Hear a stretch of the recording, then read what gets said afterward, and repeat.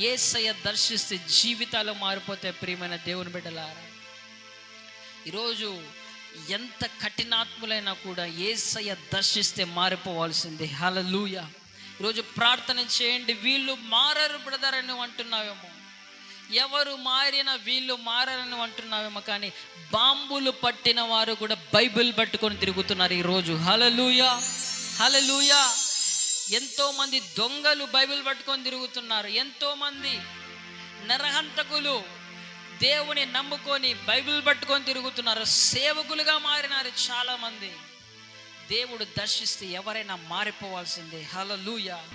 ఈరోజు ఒకవేళ నీ జీవితము కూడా మారాలని ఆశతో ఉంటున్నావా, ఈ రాత్రి దేవుడు నిన్ను కూడా దర్శించబోతున్నాడు. హల్లెలూయా. దేవుడు నీ జీవితాన్ని కూడా మార్చబోతున్నాడు.